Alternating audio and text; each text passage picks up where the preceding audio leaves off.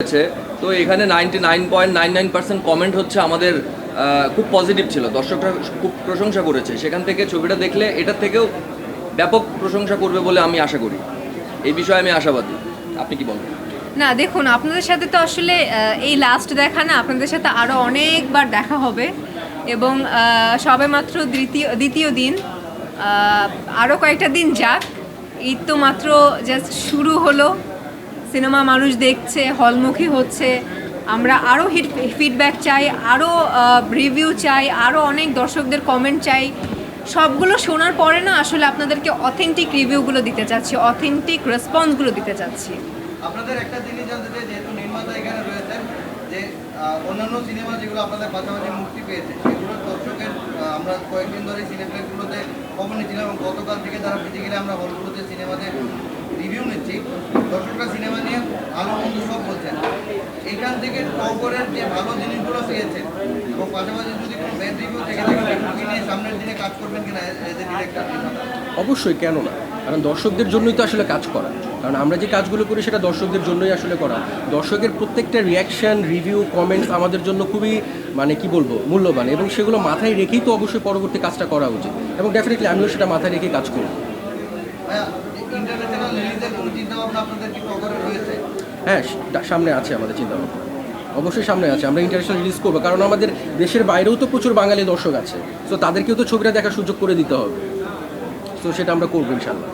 পূজাদেরই কি বলবেন? কারণ টগরের যে জয়িতার চরিত্রটি আমরা আপনাকে দেখেছি ট্রেলারে, ডিফারেন্ট অ্যাকশন লুক ছিল, পাশাপাশি হিরোর সাপোর্ট তো ছিল হয়তো বা, কারণ হিরো যেহেতু অ্যাকশন হিরো, আমরা লোকাল বয়কে, তো সেখান থেকে কেমন ছিল আসলে এই পুরো জার্নিটা যদি একটু জানতে চাই।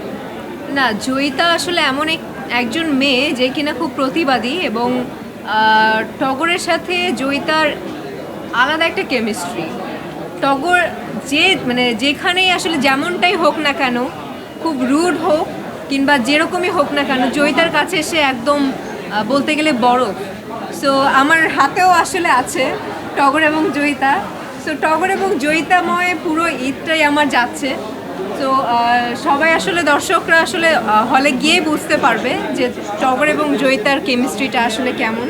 এবং টগর জয়িতার কেমিস্ট্রি দেখার পরে আসলে অনেক দর্শকরাই, অনেক গার্লফ্রেন্ড বয়ফ্রেন্ড, অনেক বউ হাজব্যান্ড ওয়াইফ, অনেক জামাই বউ আসলে রিলেট করতে পারবে ওই ক্যারেক্টারটাকে। এবং আরেকটা কথা আমি মেনশন করতে চাই, আমাদের সাথে আছেন আরেকজন ক্যারেক্টার যোজন ভাইয়া, যে কিনা আসলে আমাদের খুব ইম্পর্টেন্ট একটি রোল প্লে করেছেন।